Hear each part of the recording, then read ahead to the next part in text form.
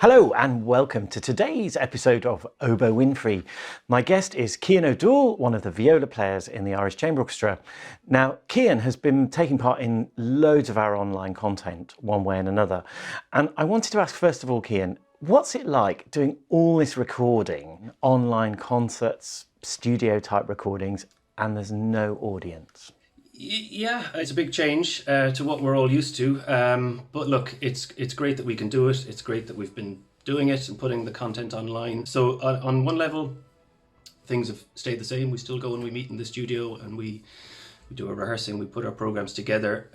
But yeah, I'd be lying if I didn't say, and I think I probably speak for most people when I say it's a little less fulfilling than what we're used to. We miss that connection with our audiences and that sort of shared experience.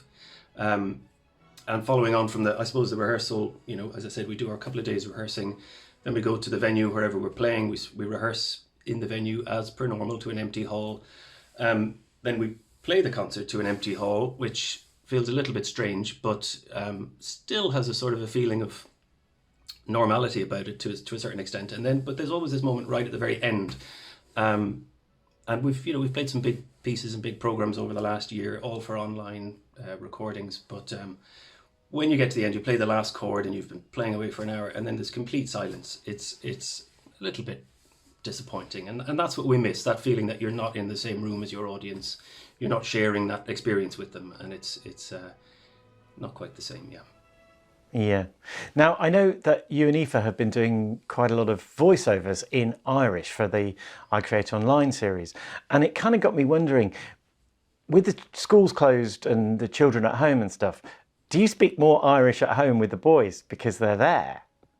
We do. I suppose, yeah. I mean, we try to speak Irish to them both anyway, as much as we can. We sort of... Irish was part of both of our upbringings, both myself and Aoife, so it was important for us to give that to our two boys as well. I wouldn't necessarily say we spoke any more during lockdown, but of course we were more involved in their schooling and their education, their day to day. It's up in the morning, it's breakfast, and instead of dropping them down to school, it's okay, out with the school books and on we go. So, and Cian, our oldest, is at a Gael school, an Irish speaking school, so a lot of his work is through Irish. So of course we had to engage with that, but. Yeah, it was.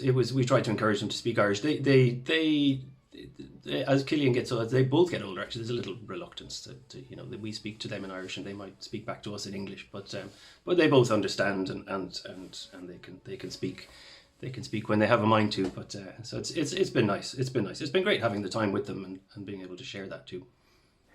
Yeah, and how was it when they watched the I Create Online things and they heard you and Aoife sort of narrating these things? Yeah, were they just like, what's going on? They were very excited, yeah. It was really, really nice actually for them to see that stuff and watch it. And especially our younger son, Fiacre, he's 4.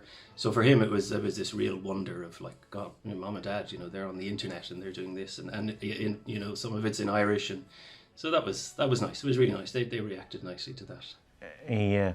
Now, I know both your parents are friends of the ICO, and I wondered, how are they kind of feeling about the return to live concerts and all the online stuff? How has it been for them? Yeah, they've been friends of the orchestra for a long time. They're big supporters of the orchestra and have been attending concerts and even some of the friends' trips over the years. So they're looking forward to it, of course. I mean, it's a big part of their lives going out to concerts and meeting people and everything else that comes with it. And in terms of the ICO, yeah, they're used to, they know the members so well and they like meeting the players afterwards or in the interval, and so they do miss that connection. It's the same thing, that I was just describing from our point of view. It's the same for them, but the other way around. They don't, and they've been great. They've been brilliant at keeping in touch with the online content and seeing what we've been up to and watching everything we've been at. But yeah, they miss the interaction, I guess, and Yeah. sort of thing. So I guess they're looking forward to it as much as we are. Very I guess, much really. so. Very much so. Yeah. Yeah. I think Yeah. so. Now this week is the final Elliott editions, final one of the Elliott editions,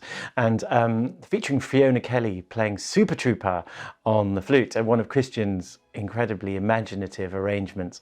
Now I'm guessing you were really quite little when ABBA had their massive hit with Super Trooper. But I wonder, what does it feel like kind of playing this repertoire that we don't normally play in the ICO? Yeah, it's been great. That's been a really lovely project to be involved in. Super arrangements from Christian, lovely choices of music, and it's lovely to just do something a little bit different, just to show, the ICO prides itself on our versatility and our collaborations with various different art forms and groups and organisations in Ireland. But so this is just another sort of facet of that, I guess, and it's lovely, and of course lovely to sit down with colleagues and play these pieces, and with the lovely instrumentations and the way it was put together, that we again, a sort of byproduct of our current situation, is that the string players were together doing a project at the time, so we were able to sit in a room together to record our parts, and then the woodwind, the sort of solo tune elements were added later, so we didn't even hear everything in one go. So I've really enjoyed actually hearing the finished product at the end and saying, that's what it sounds like, and that's how that goes, and that's so it's again clever that we've got the technology these days to do that, and it's been great, it's been really nice. Yeah, we've all learnt how to do all sorts of things that I guess a year ago we'd have had no idea. Incredible, yeah. We'd be sitting doing. Absolutely, yeah. Yeah. Now, with all the stuff that's coming up, hopefully coming up as soon as the restrictions are eased, what are you most looking forward to in the future, or the sort of near-term future for the ICO? There are, well, as ever, there's our schedule. There's lots of lovely looking projects coming up and lots of things to look forward to. I think in the immediate short-term future, I'm looking forward to us getting together very soon for our Gerald Barry Opera, because that's going to be a lovely project involving Irish National Opera. Further into the future, we're involved again this summer in the Kilkenny Festival, and that's always a great thing to be involved in for us, and a lovely relationship we have there. So that's always really nice to look forward to. Someone we haven't seen for quite a while is our conductor Jörg Widman, and we're hoping to see him, all going well, in the next few months, and it will just be great to get back together and make music with Jörg again. So hopefully that will happen, and we can look forward to that. Fantastic, Cian. Thank you so much for taking the time to talk to me today. Matthew. Next week, my guest is Daniel Bates, the principal oboe of the Irish Chamber Orchestra. In the meantime, don't forget to keep an eye out across all our social media tomorrow to hear Fiona Kelly's final Elliott edition, ABBA's Super Trooper. Take good care, and I will see you next week.